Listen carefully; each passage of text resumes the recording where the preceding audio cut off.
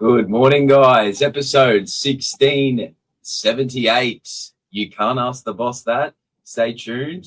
I'll be firing some hot questions over to Mr. Novak this morning. Stay tuned.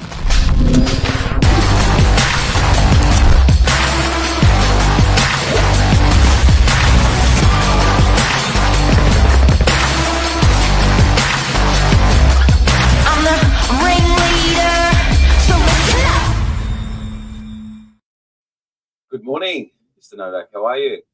Good, you? Yeah, good. Lovely. Back from a long weekend, ready and pumping. Get as much as you can done in a short week. Time goes quick, doesn't it? We're already in nearly halfway through June, which feels a bit surreal, doesn't it? Far out. I can't help to think that you're going to ask me how many times a week I have sex. No, the questions are PG. We're going to go through. Yeah, they're a mix of family life, personal, success, business, some fun, light-hearted ones, some deep questions, some cheeky ones, but not too cheeky. So we'll start off. You've prepared questions. Yeah. I've got a few here, and I think they're quite. They'll be interesting. I think people will be eager to know. Now, first one off the ranks. Now, you definitely are a hard worker. Even on your days off, you're still coming into the office. So this question I thought would work quite well. What's the hardest thing about being a dad and a business owner? Because obviously you got two beautiful daughters. What's the hardest thing about being, obviously someone that's running a business, 50 odd people, and having the family at home? How do you handle that? Time and guilt. That's the hardest thing. Time, I feel you just always it's like fire, run to the left, fire, run to the right. And it's that stretch between family and work and family and work. And then there's that guilt, when you're on that holiday, you're feeling guilty. And then when you're at work, you're feeling guilty about not being with the kids. That'd be the hardest thing. Yeah, wow. Well, that's good. What's your favorite family tradition? Ooh. Probably Serbs have a thing called name day. So it's once a year and we all get together. So you invite family and friends over and we do a dinner. So it's not actually after my name. It's a saint, patron saint. Our saint's Saint George, which is on the 6th of May. I'm Serbian. And it carries through the male of the family, the eldest of the family normally, but my brother doesn't practice it, so I do. So that's love up. And then every Friday night, we sit down as a family with the mother-in-law, auntie, family, and we've done every Friday night for 28 years. Wow. That's very a lot of consistency there. And what's something your kids have taught you? Yeah, I think they whip you around. So what have they taught me? I think my kids brought out my softer side in me. So the vulnerable, it's okay, don't give a shit, sort of relax sort of thing. So I think my kids think of me as pretty chilled and aloof, which is a very different profile to what I am at work, but they've brought that out of me sort of thing. So I think sometimes they think I'm a bit of a bear, or just go along with whatever they want to do or say, but I'm not normally like that. Wow. So that's family and life. Now moving on to personal. What's your biggest fear? I would say not being able to make the people around me happy. So letting people around me down. So, our mums, my wife, my kids. So I think that's part of providing. Do you know what I mean? Like you have that, you take that shield and you take that sword and you go, that's what I'm going to do. So, I think being a dad and being a husband, like I've always wanted, I sort of took that duty up and I sort of don't let the guys down on that duty. Yeah, and actually, yeah, I would say that's up there with mine as well. So I can definitely relate with you on that one. Now, what's a habit you're trying to break? Being fat. In fact, Yeah, you have been on the health kick. I'll give you that. The shakes, you've been giving that a yeah, good go. You yeah. did that big crack. You did that big And walk. the vaping was another one. Yeah, Yeah. it's a hard one to crack. Okay, and what's the best advice you've ever received? Build your brand. Build your brand, not the grey line. No. Oh, there's a couple. You've heard them all.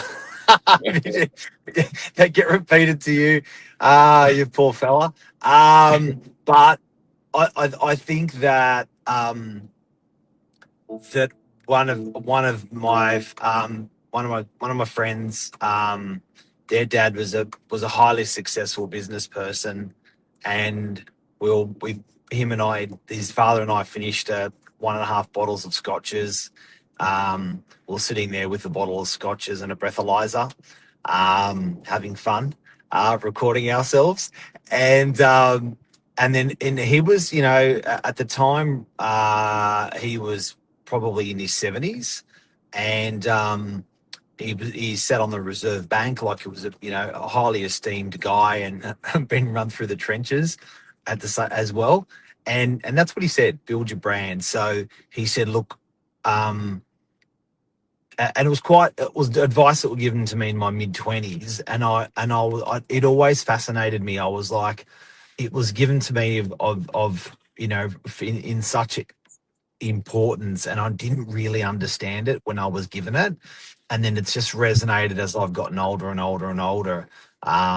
And if I could put that in different words, it would be better to be worth a dollar than to have a dollar. So that integrity, or that brand, or that that what you carry, I think is just so important. Which is your brand. Yeah, wow. Well, that probably loops to my last question was, what advice would you give yourself at 25 years old? Same sort of thing. Yeah, Brand. I would probably. I think it probably in my 30s, I sort of had a bit of an epiphany that life was like a piano accordion.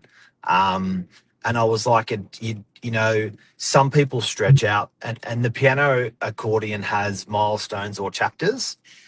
So you know what a piano accordion is? Yeah, that long thing. Yeah, Yeah, it's like a filofax. Has yeah, it opens up like that.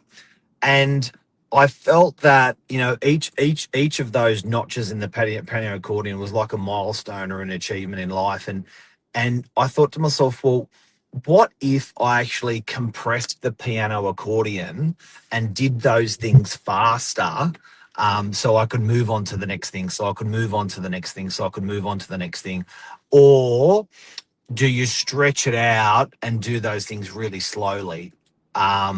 And I was always like, no, hang on. I reckon I can push it all together. I can compress it all. That'd be more fun. And then I started doing that. So when I was achieving one thing, I was queuing up the second and third and fourth thing behind it. And I was like, bang, bang, bang, bang, bang. And it's like if you got a task of jobs to do on a Sunday, and you're like, I'll do one every Sunday for the next 3 months, or you know what, I'm just going to go nuts and I'm going to nail these in the next 2 Sundays like a crazy man. So that's what I'd say to a 25-year-old. Those things that you want out of life, just do them real early, and accomplish them so you can move on to the next things from there. awesome, awesome. Now it's something a little bit lighthearted. What's your guilty pleasure? Um, Through that, Lisa. a good wife. That's my Good. guilty pleasure. Yes. Guilty pleasure would be a holiday. That's probably the boring one to answer. I love that. Mm. Guilty pleasure would probably be um, hammering a bottle of scotch with a mate or two, A cigar in hand. um, and a smoke. Yeah, Yeah. and then having a smoke. That would be, that'd be something where you sit back and just enjoy yourself a little bit. That's nice. That's nice. What's your most embarrassing work story?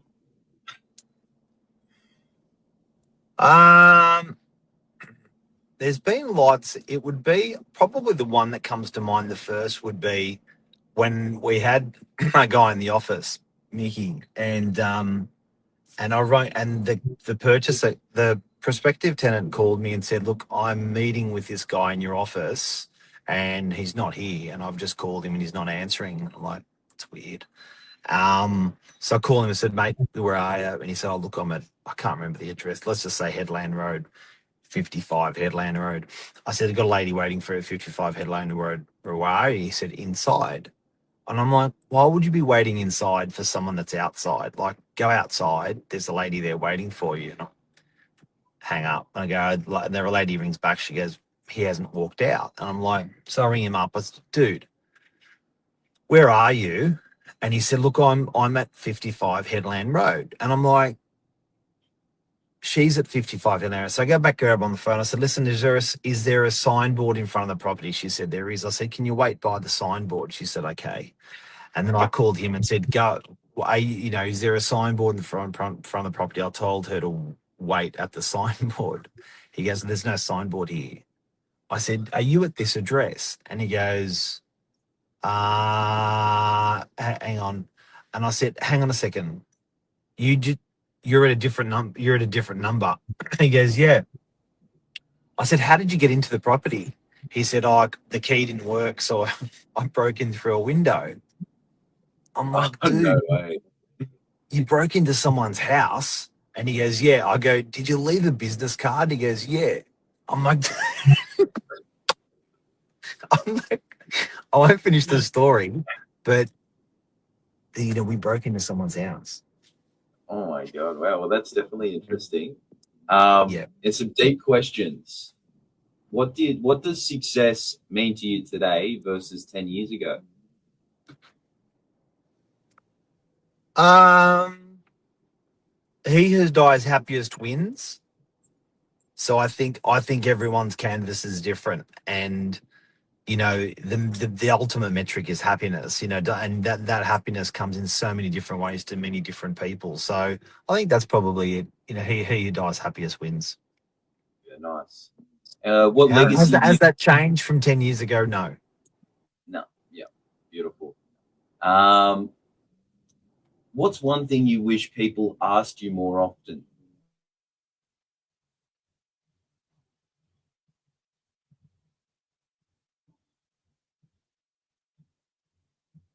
What they want, and I've often navigated that exact pathway. Um, and I'm like, I know you want this. Why wouldn't you just ask me what do I have to do to get there? Take the advice or don't take the advice. I get it. But yeah, I'm surprised people don't ask for help more. Whether it's a buyer, a seller, or a staff member, or I'm surprised. Mm, yeah, definitely something always good to talk, open up, and rather than keep Yeah, things in. yeah. Now I already know the answer to this one. Who's the harder? Who's the harder to negotiate with? Clients, your wife, or your kids? Probably my kids. Yep. Yeah, I think um, often you just want different things. Like yeah, I'm. I sort of give up pretty early with the kids. Yeah, I just sort of don't go there. But leases, I think, we sort of we like similar things. We want similar things. So I find there's not really negotiations.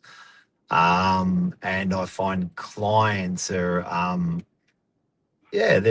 find that we have a common path with clients. So if they want to buy a property, we've got that a lot in common. Let's go. If they want to sell a property, we've got a lot in common. Let's go. So it's an easy Awesome. negotiation.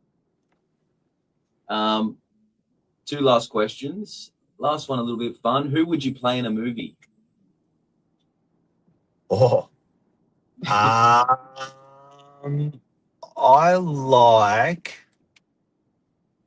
have to choose one, do I? So that would be probably a 50s, 40s, 50s character, probably like a Dean Martin, I reckon. Yeah, nice. Yeah. And if your kids listen to this podcast in 20 years, what's the one thing you'd want them to remember about you? Oh, that's deep. Yeah, good closing. Oh, let me have a little cry on this one. I would say, what's the question again? If your kids were to watch the podcast in 20 years' time, what's the one thing you'd want them to remember about you? So I guess I'm just doing my best, and it's not my best for them or for Lisa or for my parents, or I'm just doing the best with my two hands of what I know. So I think the lesson, it's just a guy that's just doing what he can, when he can, how he can, sort of thing. So that's sort of what I want them to do, and that's, it's not not looking over your shoulder. I learnt that in little A's when I was in athletics. And when I used to run, I used to look over my shoulder, and they used to really get the shits with me. And that's the one thing that I've never done since then. So I've never really looked left or looked right to what the other person's up to. I've just given it what I've got, everything I've got. That's beautiful. Yeah, it's good. Yeah. Well, I definitely can attest to that. Yeah, you never do anything less than 110%. So, yeah, definitely see that from spending a lot of my days in the office with you. So, yeah, thanks for the chat this morning, Mark, and opening up, giving us a little bit of a different look at Mr. Novak. Thanks for the questions. I didn't know any of these questions would be asked, so they were cool. Yeah, something a bit different, and a couple of different angles. Sometimes you don't get to see that stuff, so it's always good. But we had a few comments in there as well.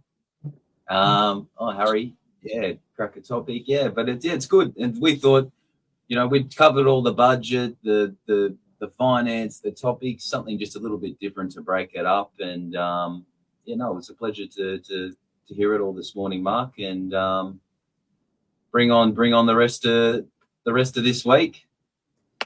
50's coming next month. Oh, I'm turning 50. In the big 50, half a century. Put up the bat. All right, guys. Well, thank you for your time this morning. Hope you enjoyed that little insight. We'll see you next Wednesday, Josh and Mark. Have a great day, guys. Giddy up.